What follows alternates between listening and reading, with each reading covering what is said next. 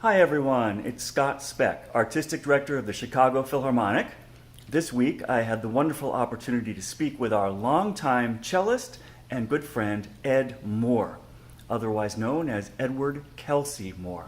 It was a wide-ranging discussion, so much so that it's going to end up on both this week and next week's Pitching In video. On this video you'll hear my voice, but you won't see me, but that's fine, you know what I look like. But you will see and hear Ed. So here's the first part of my interview with Ed Moore.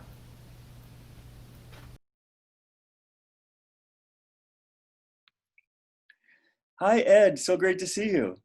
Great to see you too, Scott. Yeah, I'm sorry you can't really Hello. see me, but it's been so long that any kind of contact is really great.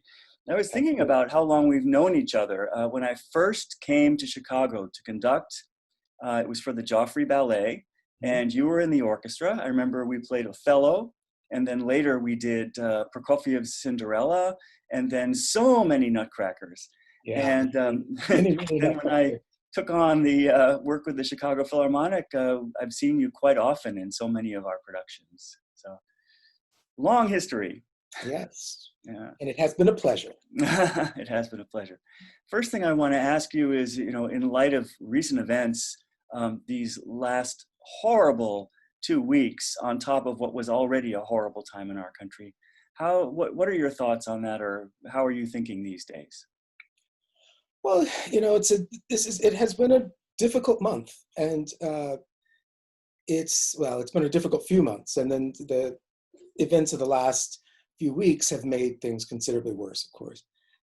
And it's like a lot of people, I think I'm looking at the world and seeing where it is, and feeling saddened by it. It's a very, very disheartening time. But at the same time, you know, there is a fundamental optimism in protesting, Yeah. and it's hard to see it sometimes, especially when there are elements of violence associated with it. But it is an act of optimism to believe that you can go out on the street and make a change in something. Well, something that occurred to me this week is that this feels different this time. It was not so much just a couple of days of protests and then back to business as usual. Now here it's been quite some time, and if anything, the momentum is building. And so I'm really curious to see if this can bring about a systemic positive change in our society. I certainly hope so. Yeah, You certainly hope so. it's- Meanwhile, we try to make music, and I know you're a freelance cellist. We have so many wonderful musicians in the Chicago Philharmonic who make their living primarily from freelance playing. And now here we are, for so many reasons, but especially because of COVID, not able to put on concerts at all for the time being. yes. Um, and then I guess when we finally do, it's going to be more virtual than all together with a huge audience. How does that? What are you thinking during this time, and how are you staying sane during this time? Well, for me, I have a separate career, so that has been what I spent my time doing of the last few months, and that has been a real saving grace. uh, I don't know what I would do if I didn't have something to do every day. A lot of my colleagues I know are having a difficult time because not just financially, but emotionally, having Right. not having the interaction with other musicians. That is a big deal. To have this during the spring, when most of us would have been very, very busy, to instead not see, for some of us, not see anyone. uh, Yeah. it's a tough thing. That is a And very big deal. And even for myself, where I really enjoy time spent alone, reading, pondering, thinking, self-improvement, all that, I really miss the daily interaction with people. That's why I need this so much, Ed.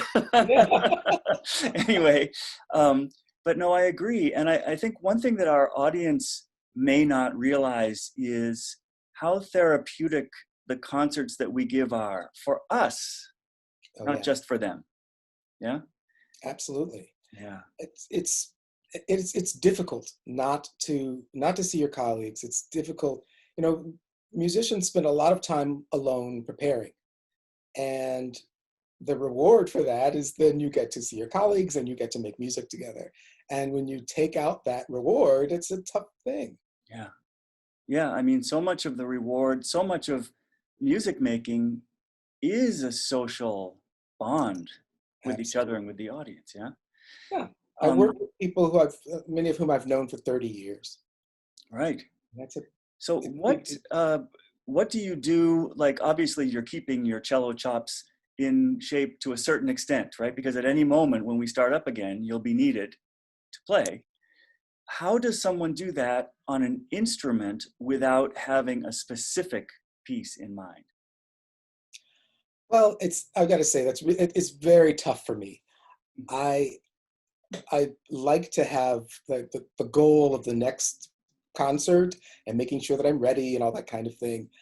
Uh, and so without that, it's very tempting to say, "Well, I'll practice tomorrow," kind of thing. But so what I have done is that I've just been looking at a lot of music that I own that I have never learned, and so I'm going through and looking at things and saying, "Oh, okay, I'm going to learn this piece this That's month," and beautiful, and it's certainly I have a lot of scores like that as well. mhm, For me, there's the added challenge of not having anything that makes a sound when I'm waving my arms, you know, yeah, without an orchestra there.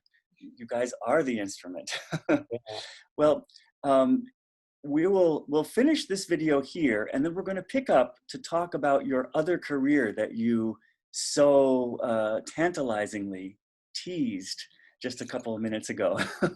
So we'll be back, and we'll talk more next week. it's great.